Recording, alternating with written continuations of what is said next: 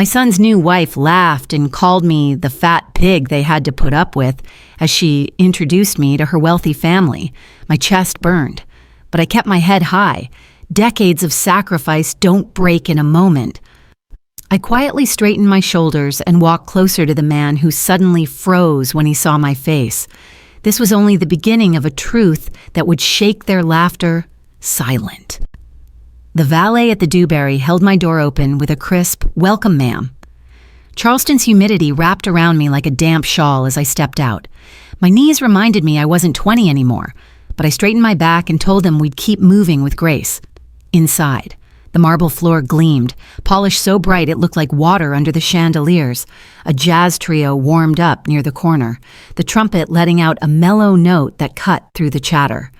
I paused, smoothing the chain beneath my dress where my late husband's ring rested. That was my anchor. My son, Lucien, was at the far end, already tugged one way by the photographer and another by the planner, when he spotted me. His smile flickered across the room, brief but tender. Then he was swept away again. A staffer addressed me with that southern politeness. "Right this way, ma'am," and handed me a place card. The card read A. Belmont +1. Not mother of the groom, just an initial, like I was an afterthought. My table was tucked by the service door. Each time it swung open, a rush of cool air brushed my shoulder, and the linen on my table wasn't folded in the same crisp style as the others. Our breadbasket was half empty, and when I mentioned it quietly, the server said, "Let me check with the captain, ma'am," then never came back. I didn't make a scene. I never do. But I noticed Malis Quincy glance over, a half smile tugging at her lips like she'd arranged the whole thing. Lucien hurried back, breathless, introducing me quickly to Valora's side. Valora radiated control, steering photographers, directing servers, telling folks where to stand as if she were the conductor of a very expensive orchestra. Orson, her father, shook my hand politely, eyes cool, no recognition yet. Valora leaned close to a cousin, her tone sugar-coated. "We'll get her a better spot later," she promised, but I knew promises like that evaporated. I felt the question before I heard it. A cousin tilted his head, asking, "Which side are you with again?" My chest tightened, but I smiled and said simply, "The grooms." That should have been enough. Then came the words that cut sharper than any knife. Valora, standing with her bridesmaids, let out a laugh sweet enough to mask venom. "This is the fat pig we have to put up with." Laughter bubbled in a cluster. "Tight and awkward," someone muttered. "That's not nice." But their eyes dropped to the floor. Milas raised her champagne flute, a silent endorsement, pretending she hadn't heard a thing. I didn't move right away. I fixed my gaze on the chandelier above me, steadying my breath. I'd learned long ago that silence could be a weapon if you held it right. Then I spoke, voice calm and even. "I heard you, and so did the room." The words hung heavy, pulling every stray laugh into a guilty hush. Lucien froze, his lips parted. "Mom, But he swallowed the rest. The band swelled. Music covering the silence like a blanket over broken glass. Guests pretended to be occupied, fiddling with forks, checking phones. I scanned faces, noting who met my eyes and who looked away. I touched the ring beneath my dress again, grounding myself. The condensation from my water glass chilled my fingers. Valora's perfume drifted too strong, and every detail burned itself into memory. I whispered inside, "I will not be erased, not today." I stepped toward the side corridor for a breath. A young server whispered, "Sorry about the mix-up." I looked at him and answered, "Mistakes don't repeat unless someone wants them to." I sent a single text to Thane. "Present." His reply came quick. "Copy." As I turned, Orson Quincy's gaze caught mine, his brow furrowed, lips parting, for just a moment. The color drained from his face like a man seeing something familiar he couldn't name. Orson stopped where he stood. His eyes locked on me as though a curtain had been ripped open. His voice came out low, rough at the edges. "Wait, aren't you my new boss?" The words sliced through the chatter, hanging in the air long enough for heads to turn. He quickly corrected himself, stiffening his shoulders. "Miss Belmont." He clung to formality like a lifeline, but his face had already betrayed him. I drew a steady breath.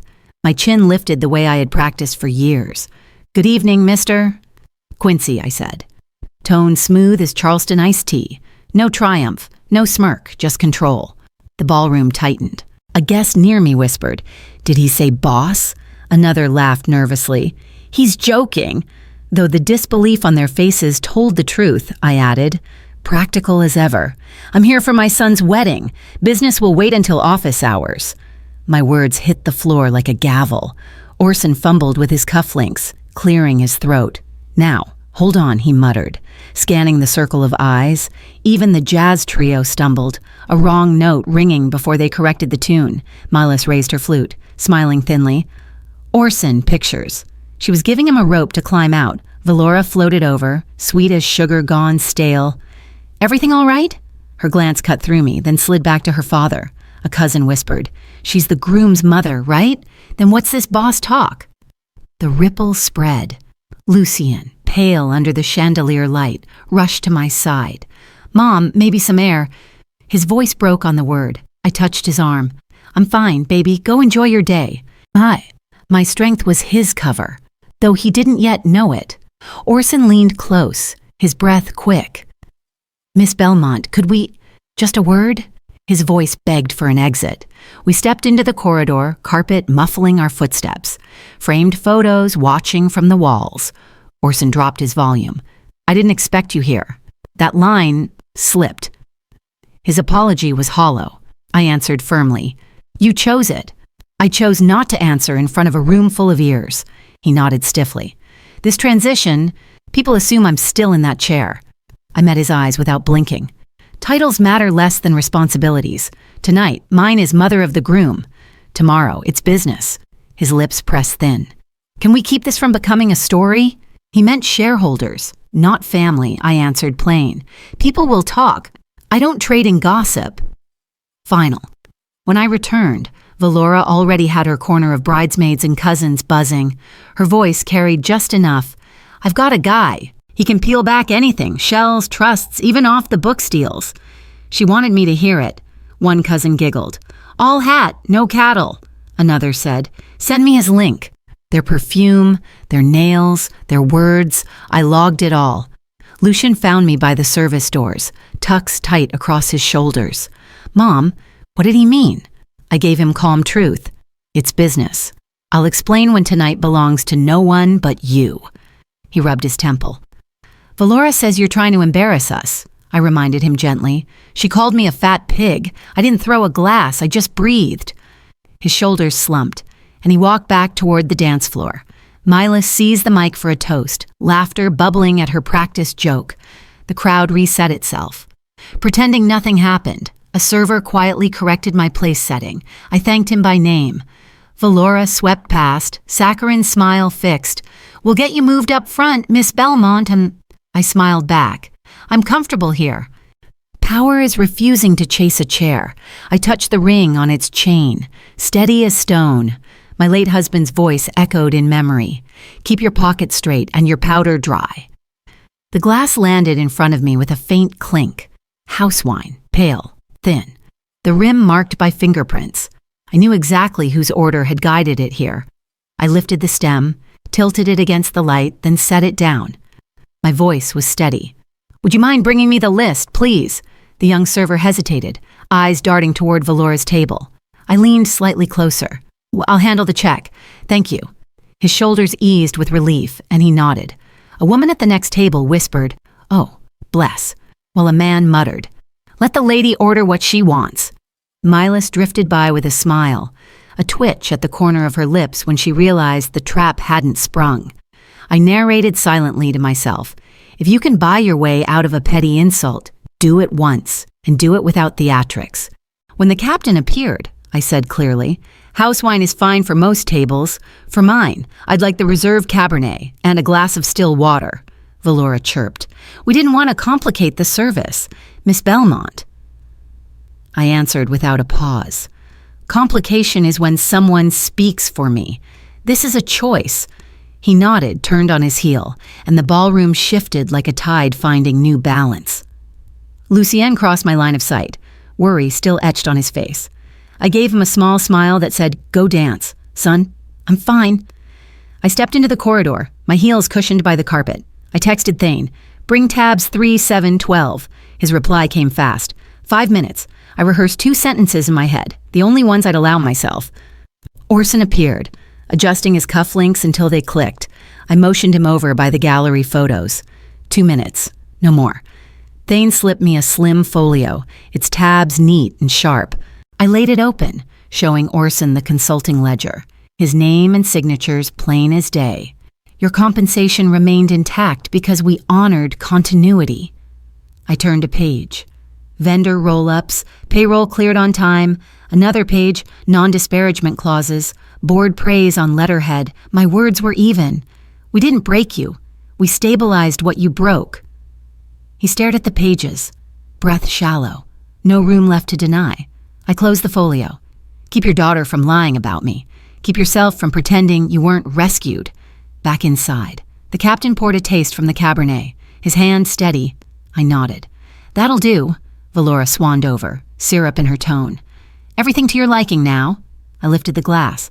I know the difference. I simply won't perform it. Her smile cracked at the edges. She looked for her father. He wouldn't meet her eyes.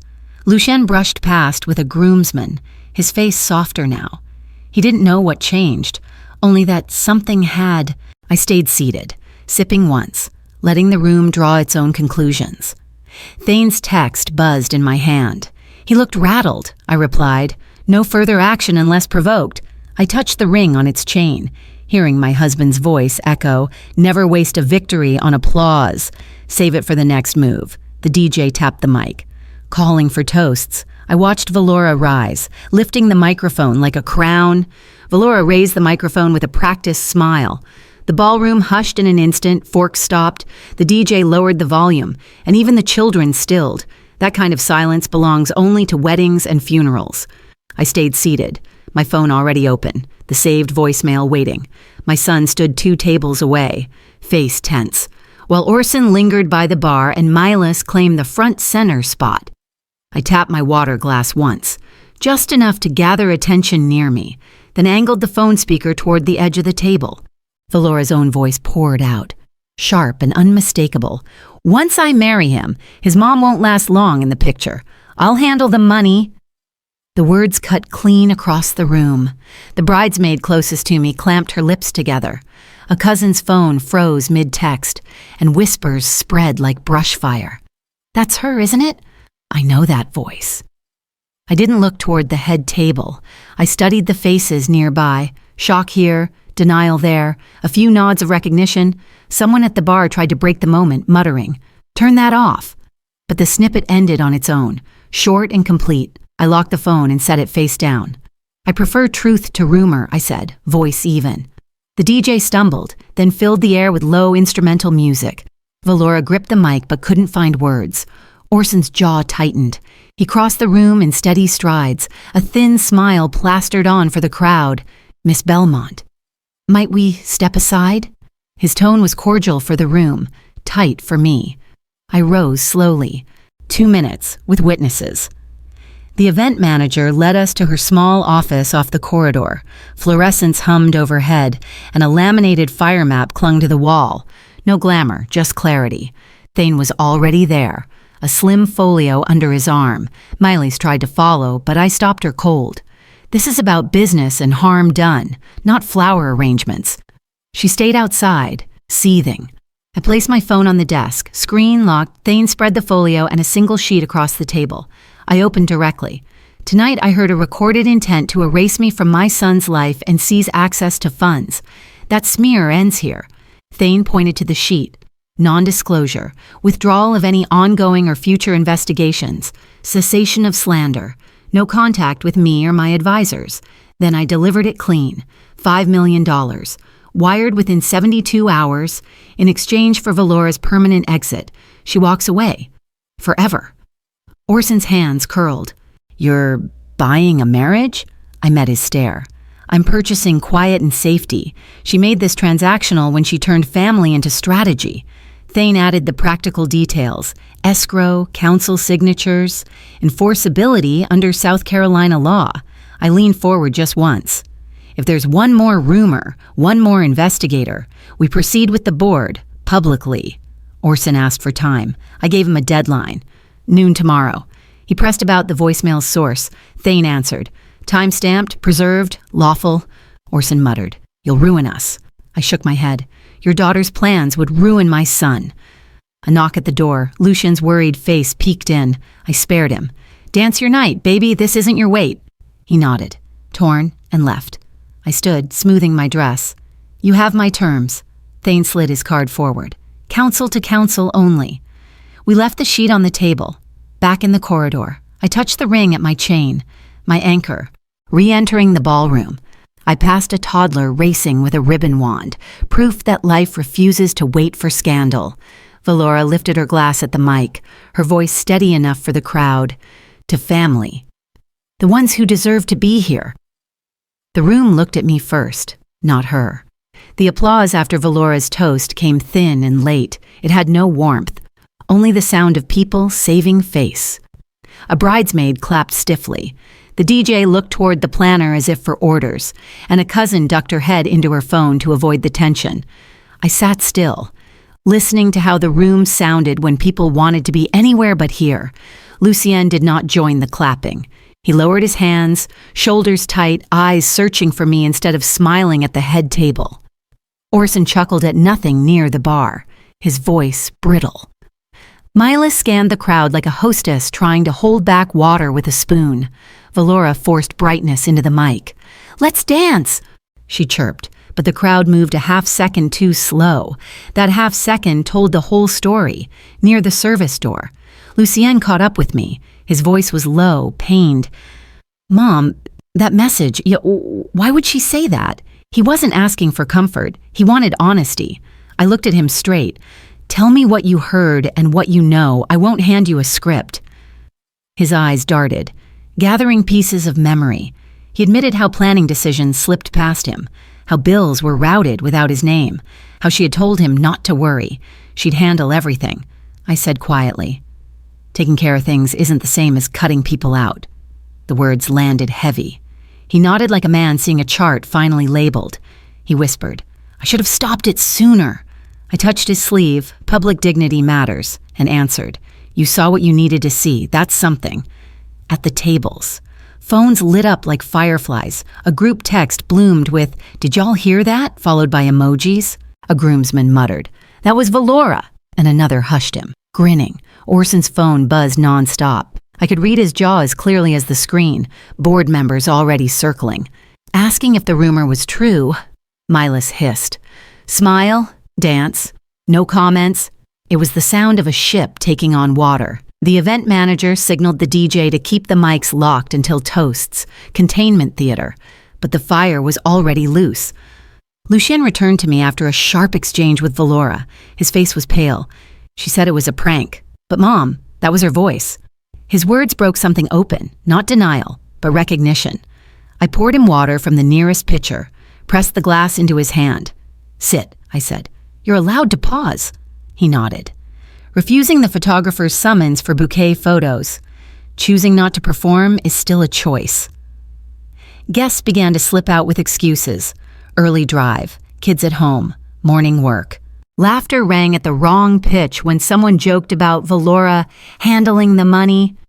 Orson's phone lit again with a harsher message. Investor lunch postponed. Milas gripped her clutch so tight the leather bent. I stayed seated, steady, letting the room collapse under its own weight. Sometimes strategy is holding still while others scramble. Then the coordinator appeared, her chart folded. Miss Belmont, the bride requested a seating change for photos. This way, please. She led me toward the back quadrant. By the restroom doors, I rose, smoothed my dress, and thanked her by name. That mattered more than their insult. The band announced family photos, and the floor shifted like chess pieces.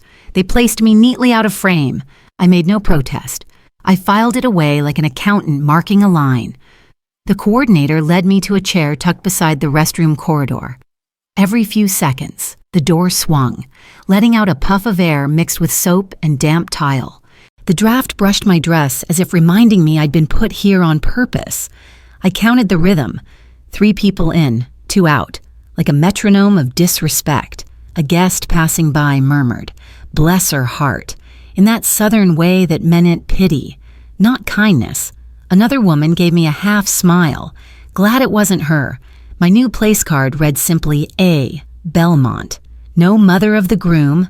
The font didn't match. They hadn't even bothered to hide the switch. I thanked the coordinator by name anyway, because older folks like me know names matter when the story gets retold.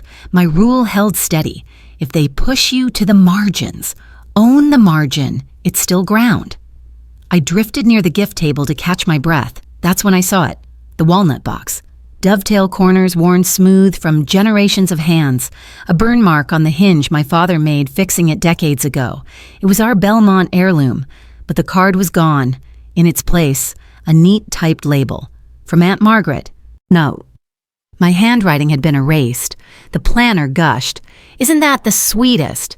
Ready to whisk it away to the couple's suite, I stepped close, laid a palm against the wood, and said evenly, "Careful with that. Old wood dries quick." I didn't claim it. I logged it. A cousin lifted his phone. Snapping a photo of the display, that retag was now part of the digital record. I texted Thane one word, "Retagged." His reply came fast. "Screenshots in progress," during the next round of photos. I was shuffled to the far edge, Valora glowing at the center. As the videographer tested his mic, she leaned toward me, lips barely moving, voice sharp enough to cut. "Don't smile too wide, you'll ruin the picture." The assistant flinched. The groomsman nearby went still, and the hot mic caught it all. I kept my chin level, eyes soft. I would not perform hurt. A bridesmaid tittered. Milas flicked a glance at the crew, then at me. More calculation than shock. I asked, in my Sunday politeness, "Would you mind taking one of me and my son?" For 2 clicks, Lucienne stood beside me. Centered in the frame, evidence. Between restroom traffic, a stolen gift, and a whisper recorded on live equipment. The room began to tilt. Guests muttered, "That's tacky," and "She's the groom's mom." Orson watched the camera crew pack a spare card, his jaw tight. The coordinator hurried back, offering, "We can move you up front now." I smiled. I'm comfortable where I was placed. It landed like a needle. Lucienne's gaze found me across the room. He saw the chair, the tag, the whisper fallout written on other people's faces. I kept my countermoves quiet. I asked the videographer for a still of me and Lucienne. For his grandmother's frame. No one argues with that. He airdropped it. And the assistant whispered, "The mic picked her up." I nodded. "Thank you for your work." I declined 2 staged photos that would have hidden me behind floral screens. They wouldn't choreograph me into absence again. I straightened my jacket, sipped water, and folded my hands. They believed humiliation breeds obedience. I knew it builds records. The DJ tapped the mic. Looking to the planner, chairs scraped, servers froze mid-step. The floor cleared. 2 stands stood ready at the head table. The MC lifted a card. I didn't move. I didn't blink. If they wanted to erase me, they'd have to say it out loud. The MC's voice carried with authority. "Only the bride's family will speak tonight." The words landed like a door shut softly but firmly in my face. The card he held listed names. Valora, Milas, a cousin. My name nowhere in sight. I stayed where they had placed me by the restroom corridor, folding my napkin once, centering it neatly and choosing stillness over protest. Miley beamed her stage-bright smile and launched into a toast about legacy and tradition. Careful to skip any mention of me, though I am the groom's mother. Orson clapped on cue, but his eyes betrayed him. Sliding toward the camera crew, guests exchanged looks, eyebrows raised, lips pursed. The kind of silent commentary Americans know well. Everyone saw the slight. Even if no one dared break decorum, my rule stayed steady. If they erase you in ink, you answer in stone. The record will shout later. The toasts droned on. One cousin recalling summers at the lake, another joking about Lucian's messy college dorm. The band strummed safe chords, cushioning the discomfort. I took water, not wine. Steady hands are a discipline at my age. A young server leaned close as he refilled my glass and whispered, "I'm sorry." Truth slips out most honestly in hallways and service aprons. Across the room, Lucian stood with arms crossed, jaw tight. his gaze fixed on me instead of the stage. A groomsman mouthed seriously to his friend. A bridesmaid's smile wavered, pinned to her face like a brooch that hurt. I cataloged it all. The card, the nods, the order, receipts. Not revenge. Then it came. Careless and cruel, near the bar. A cousin's friend said too loudly, "She's on welfare anyway," and laughed. The sound dropped into the room like a tray crashing onto tile. Another chimed in. "Explains the seat assignment, Hurricane, someone hissed. "Y'all, keep it cute." Southern code for messy gossip. I inhaled slow, turned my head, and met his eyes. "Sir," I said in a calm, even voice. "Repeat that for the camera." He paled. Phones were already raised. Weddings are oceans of lenses. The rumor shrank under its own echo. I texted Thane one word, welfare. His reply came back fast. Log started. Screenshots underway. Lucien heard it. Strode to the bar group, voice low and steady. "That's my mother. Watch your mouth." The chatter died. Still, rumors move faster than truth. Within minutes, I saw phones light, a group text with shocked face emojis. A stories post captioned "Bless her heart" with a pig emoji. My seat by the restroom in the background, but Quiet Justice moved too. An assistant messaged the photographer. Hot Mike picked Valora's whisper earlier. Thane updated me. Board council saw chatter. Orson is getting pinged. At the same time, an aunt bent down to me. "You okay, honey?" she asked softly. I gave her the code older women use. The Lord gave me patience and paper. Lucien circled back, eyes clear now. "They wouldn't let you speak," he said. I answered. "They needed a smaller story tonight." He shook his head. "I'm not taking more pictures with them." I didn't command. I gave him choice. "Decide the husband you'll be. That'll show the son you are." His jaw set. "I won't stand next to lies." He turned, refused a staged photo, and walked off. The photographer clicked anyway, capturing a gap that would one day speak volumes. I touched my ring on its chain, a prayer not for victory, but for clarity that would last. The Quincy scrambled. Orson slipped into a side hallway, murmuring words like liability and optics, his voice carrying through the tiles. Miles gave a too bright toast about fresh beginnings, while half the room stared down at glowing screens. A bridesmaid's boyfriend muttered, "Should have let the groom's mom speak." The event manager instructed the DJ to lock mics and stick to scripts. Containment theater. Stage 2.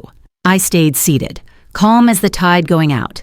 Thane texted 3 false statements logged, 1 tentative retraction posted in private thread. The ledger grew neat in my mind. Restroom seat, retagged heirloom, hot mic whisper, speech lockout, welfare smear, each with time, place, witness, stone, not ink.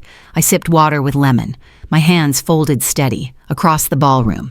Valora laughed too loudly. Orson didn't laugh at all. The door swung open.